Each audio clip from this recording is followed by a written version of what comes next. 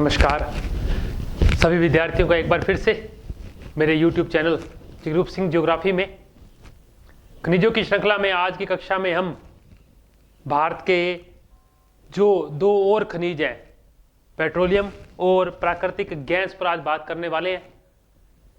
और दोनों ही जो खनिज हैं वो सामान्य तौर पर एक साथ पाए जाते हैं, ताकि पेट्रोलियम के ऊपर प्राकृतिक गैस जो है वो स्वतंत्र रूप से विद्यमान रहती है सामान्य तौर पर, और दोनों खनिज एक साथ ही पाए जाते हैं। पेट्रोलियम सामान्य तौर पर आपको बालू पत्थर के चट्टानों के ऊपर जो है वो देखने को मिलता है। तो आज इन्हीं दो खनिजों पर बात करने वाले हैं कि भारत में सबसे पहले पेट्रोलियम की खोज कहाँ से हुई, पहली रिफाइनरी कहाँ लगाई गई, कितने प्रकार की रिफाइनरी है, बाजार आधारित है, क्षेत्र आधारित है। इसके अलावा असम से फिर पहली बार अपतटीय उद्भेदन कहाँ से हुआ, वर्तमान में कौन सा क्षेत्र पेट्रोलियम के उत्पादन को लेकर प्रसिद्ध है, इन सब पर चर्चा करेंगे। तो ऊर्जा संसाधन में आज का जो पहला बिंदु है वो है पेट्रोलियम। तो सबसे पहले हम पेट्रोलियम पर बात करेंगे आज।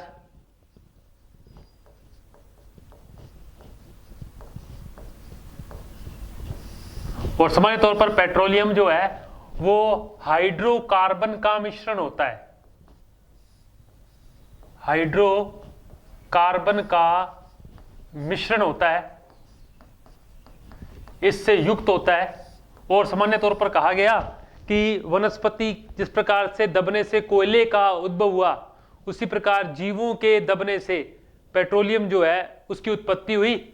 और सामान्य तौर पर इसकी एक संरचना है। हम पहले पेट्रोलियम की छोटी सी एक बिंदु जो है इसकी स्ट्रक्चर पर बात करती है कि किस प्रकार की चट्टानों में पेट्रोलियम जो है वो मिलता है। सामान्य तौर पर नीचे शैल की संरचना होगी, यानी चट्टान संरचना होगी। इस चट्टान संरचना के ऊपर जो है बालू का पत्थर की संरचना होगी, चूना पत्थर या बालू का पत्थर। तो आप इसे चूना पत्थर लिख ले। इस चूना पत्थर के ऊपर बालू का पत्थर। और सामान्य रूप में इसमें भी क्या होता है, ये चट्टानें ऐसे उठी हुई होती हैं। अगर इन चट्टानों की बात करें तो ये चट्टानें आपको ऐसे उठी हुई मिलेंगी, ताकि ये चट्टान संरचना, इसके ऊपर फिर चूना पत्थर की संरचना, इसके ऊपर फिर बालू का पत्थर की संरचना, और इनके ऊपर यानी इनकी अपनति में तो दो प्रकार के भाग होते हैं चट्टानों के, एक अपनति यानी ऊंचा उठा हुआ, और एक होता है अभिनति जो कि आगे नीचा मुड़ा हुआ होगा।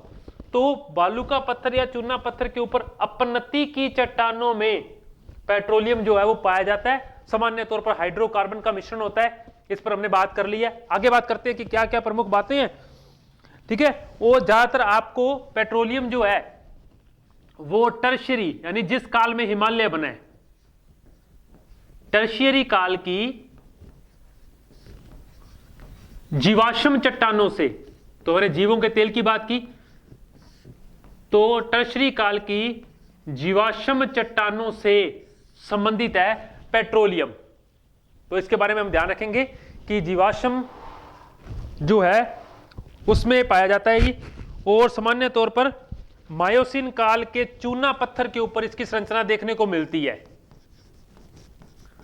मायोसीन काल के चूना पत्थर की संरचना के ऊपर पेट्रोलियम जो है वो देखने को मिलता है। तो ये कुछ पेट्रोलियम की स्ट्रक्चर थी और हमने बात की कि अपनतियों में पाया जाता है। चलिए अब हम भारत में अगर पेट्रोलियम के इतिहास की बात करें तो एक प्रमुख सा बिंदु हमारे सामने देखने को मिलता है कि पेट्रोलियम का इतिहास कैसा रहा। तो भारत में पेट्रोलियम का इतिहास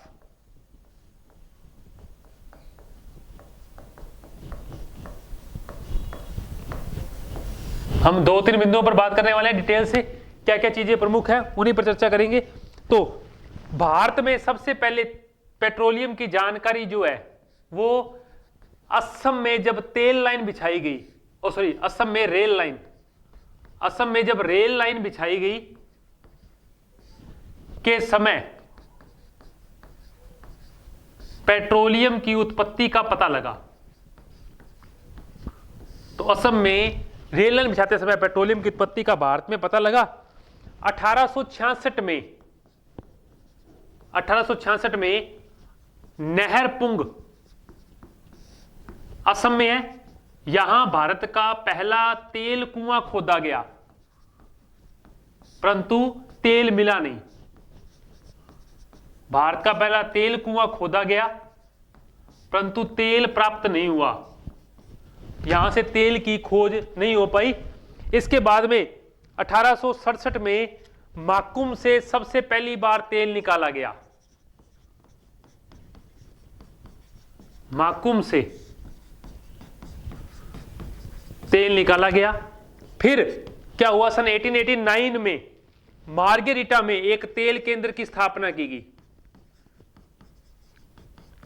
1889 में मार्गेरिटा में एक तेल केंद्र की स्थापना की गई। तो यह बात, उसके बाद में इसी वर्ष यानी सन 1889 में ही जो है डिगबोई से तेल प्राप्त हुआ। डिगबोई से तेल प्राप्त हुआ। तो सन जब से पेट्रोलियम के लगभग शुरू वाले 25-30 जो साल हैं, तो असम में रेल लाइन बिछाते समय तेल का पता लगा। उसके बाद में 1866 में नहरपुंग असम में तेल का कुआं खोदा गया, परंतु तेल नहीं मिला। उसके एक वर्ष बाद जो आप देख रहे हैं माकुम से तेल प्राप्त हुआ। 1889 में मार्गेरिटा में एक तेल केंद्र बनाया गया और इसी वर्ष डिगबोई से भी तेल आया है, वो प्राप्त हुआ। इसके बाद में क्या हुआ, तब से लेकर लगभग 1960 तक, यानी 1866 से लेकर 1960 तक लगभग 94 या 100 सालों में भारत में असम एकमात्र तेल उत्पादक राज्य था। यानी लगभग 100 सालों तक तेल सिर्फ और सिर्फ असम के क्षेत्र से ही भारत को प्राप्त होता रहा। परंतु इसके बाद क्या हुआ, सन 1960 में अंकलेश्वर में, अंकलेश्वर कहां है, गुजरात में, अंकलेश्वर गुजरात में पहला तेल क्षेत्र जो है बाहर किसी अन्य राज्य से जो है वो प्राप्त किया गया और इस कुएं का नाम खोदा रखा गया वसुधारा। वसुधारा कुआं जो है वो यहां खोदा गया जहां से तेल प्राप्त हुआ। इसके बाद में भारत का पहला अपतटीय यानी क्षेत्रीय उद्भेदन जो है गुजरात के यानी किनारे पर अपतटीय उद्भेदन जो है, अपतट क्षेत्र से तेल जो है गुजरात के अलियाबेट द्वीप से प्राप्त किया। और उसके बाद में भारत में तेल का वर्तमान में सबसे बड़ा कोयला क्षेत्र सन 1975 में मुंबई हाई खोजा गया और सन 1976 में इसी मुंबई हाई से तेल का उत्पादन शुरू हुआ। भारत का लगभग 50% पेट्रोलियम इसी मुंबई हाई से निकलता है। और यहां पर आपको पता है पेट्रोलियम के लिए कौन सा मंच बनाया गया, सम्राट सागर मंच बनाया गया। सम्राट सागर मंच जो है वो बॉम्बे हाई से तेल का उत्पादन जो है वो करता है। सामान्य रूप से पाइप डालकर तेल को जो है बाहर निकाला जाता है। हमने चैप्टर नंबर 5 जो प्राथमिक क्रियाओं में खनिज के खनन की बिंदु पढ़े थे कि उसमें लंबवत कुएं खोदकर जो है वो तेल का उत्पादन किया जाता है। इसे बॉम्बे हाई के नाम से भी जाना जाता है। ये भारत में कुछ तेल का इतिहास रहा कि किस प्रकार से तेल खोजा गया, क्या कुछ चला। 60 तक सिर्फ असम तेल का उत्पादन करता था, परंतु 1960 के बाद अंकलेश्वर गुजरात में पहला अपतटीय किनारे का उद्भेदन अलियाबेट द्वीप से हुआ। उसके बाद में 75 में बॉम्बे हाई से भी तेल खोजा गया, 76 में उत्पादन शुरू हुआ। वर्तमान में गोदावरी संरचना में, गोदावरी की रावा संरचना में भी तेल की खोज जो हुई है। इसके अलावा राजस्थान में बाड़मेर के आसपास, जैसलमेर के आसपास जो है वहां से भी तेल जो है उसका उत्पादन शुरू किया जा चुका है। वर्तमान में राज्यों के अगर तेल की बात करें तो राजस्थान भारत में नंबर 1 पर है उत्पादन में, परंतु वैसे बात करें तो बॉम्बे हाई भारत का 50% तेल का उत्पादन जो है वो करता है। अब हम सिर्फ क्षेत्रों की बात करेंगे कि भारत में कौन कौन से पेट्रोलियम के क्षेत्र हैं।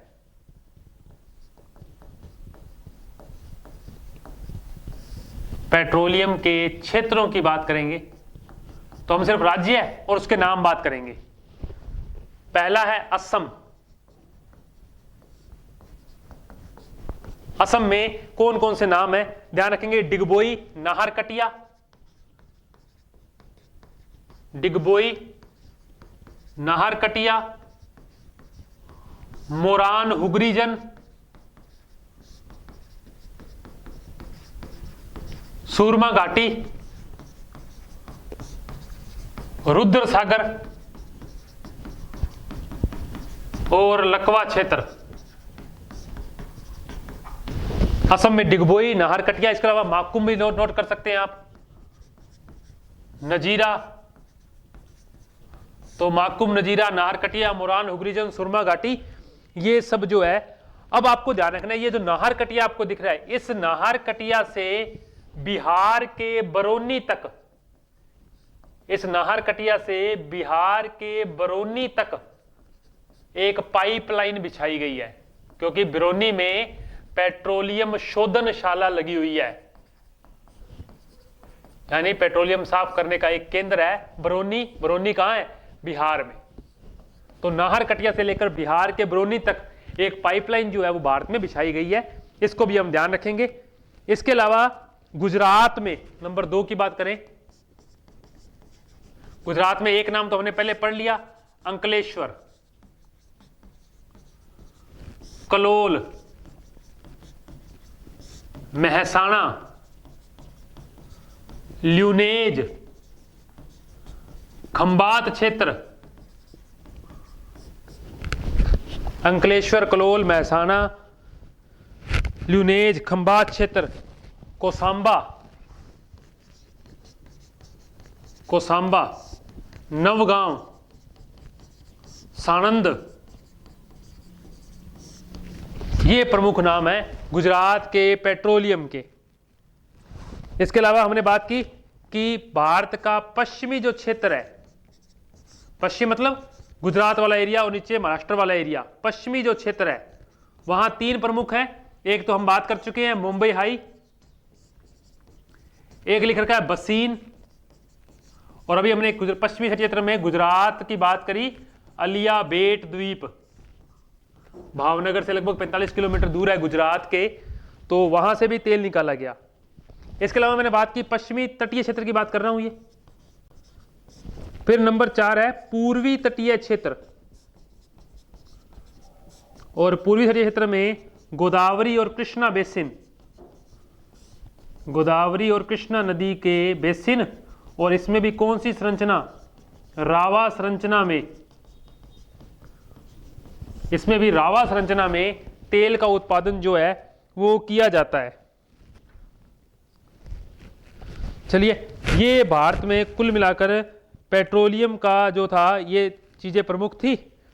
अगर हम पेट्रोलियम के असम में डिगबोई, नाहरकटिया, मोरान हुगरीजन, सुरमा घाटी, रुद्र सागर, लकवा क्षेत्र, माकुम, नजीरा और बिहार के बरौनी तक नाहरकटिया को जोड़ा गया है। अगर आप गुजरात में अंकलेश्वर को देखेंगे तो इसको भी अंकलेश्वर कोयली पाइपलाइन, यहां भी पेट्रोलियम की पाइपलाइनें जो है बिछाई गई हैं। गुजरात में ये प्रमुख नाम। पश्चिमी तटीय क्षेत्र में बॉम्बे हाई, बसीन, अलियाबेट। अगर आप पश्चिमी तटीय क्षेत्र की बात करें तो इसकी बात कर रहा हूं, पश्चिमी तटीय क्षेत्र। और ये पूर्वी तटीय में कृष्णा और गोदावरी नदी, गोदावरी और कृष्ण नदी का रावा क्षेत्र, और यहां अलियाबेट, बसीन और मुंबई हाई। तो ये भारत के प्रमुख क्षेत्र थे। अभी हम इसी के साथ एक बिंदु पर और बात करते हैं कि पेट्रोलियम का भंडार और उत्पादन क्या है। पेट्रोलियम का भंडार किन क्षेत्रों में है और उत्पादन किन क्षेत्रों से है। अगर हम पेट्रोलियम के भंडार की बात करें तो बॉम्बे हाई क्षेत्र भारत का सबसे बड़ा भंडार है। बॉम्बे हाई क्षेत्र भारत का सबसे बड़ा भंडार है। लगभग भारत का 38% तेल यहीं पर है। दूसरे नंबर पर है असम, फिर है गुजरात, और फिर वर्तमान में जो एक नई खोज हुई है पूर्वी तटीय क्षेत्र, और इसमें कौन कौन से एरिया हैं? गोदावरी और कृष्णा। अगर आप उत्पादन की बात करें तो सर्वाधिक उत्पादन भी कहां से होता है? बॉम्बे हाई से होता है। अब यहां दूसरा नाम ध्यान रखना है कि राजस्थान भारत में राज्यों की दृष्टि से जो है सबसे बड़ा उत्पादक क्षेत्र है। इसके अलावा असम, गुजरात और असम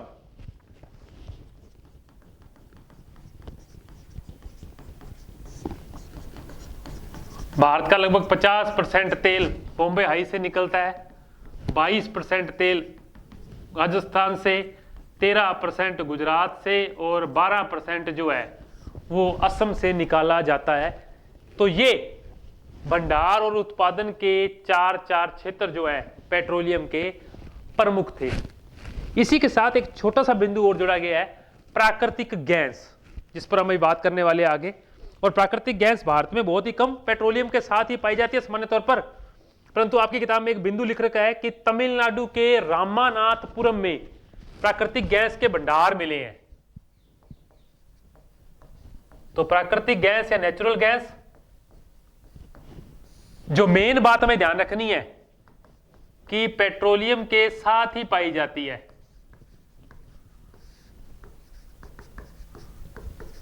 पेट्रोलियम के साथ ही इसका उत्पादन होता है, पेट्रोलियम के साथ ही इसका उत्पादन होता है।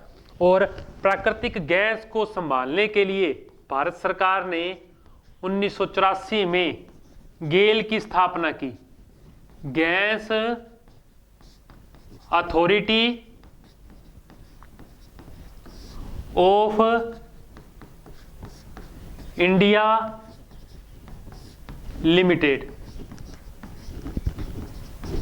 Gas Authority of India Limited, GAIL की स्थापना 1984 में की, जो प्राकृतिक गैस को संभालता है भी। इसके अलावा इसके भंडार आपकी किताब में इतना लिखा है, तमिलनाडु के पूर्वी तट,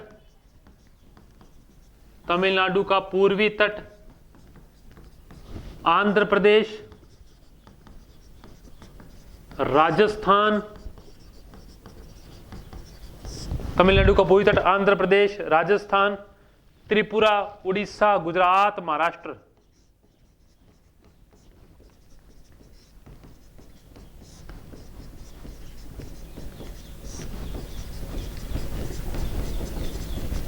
इन क्षेत्रों में पेट्रोलियम जो निकलती है। बाकी एक बात की उसने, तमिलनाडु के पूर्वी तट पर रामानाथपुरम में तेल के भंडार जो है वो तेल के क्या, प्राकृतिक गैस के भंडार जो है वो मिले हैं। इसके अलावा तमिलनाडु का पेरानगुल्लम क्षेत्र भी जो है वो फेमस है प्राकृतिक गैस के लिए। तमिलनाडु का पेरानगुल्लम क्षेत्र भी प्राकृतिक गैस के उत्पादन के लिए प्रसिद्ध है। एक अलग से नाम आप इसका ध्यान रख लेंगे, कोई ज़्यादा बड़ी बात नहीं है। ठीक है, ये हमारे दो बिंदु थे, पेट्रोलियम और प्राकृतिक गैस। क्या क्या इनमें प्रमुख था, क्या क्या चीज़ें थी, कब तेल की खोज हुई, किस संरचना में पाया जाता है, सभी बिंदु एक साथ पूरे होते हैं। अगली कक्षा में हम जो है वो भारत के अपरंपरागत ऊर्जा स्रोत जो है सभी के सभी, सौर ऊर्जा, जल विद्युत, भूतापीय, बायोगैस, बायोमास, इन सभी पर चर्चा करेंगे। तब तक के लिए धन्यवाद।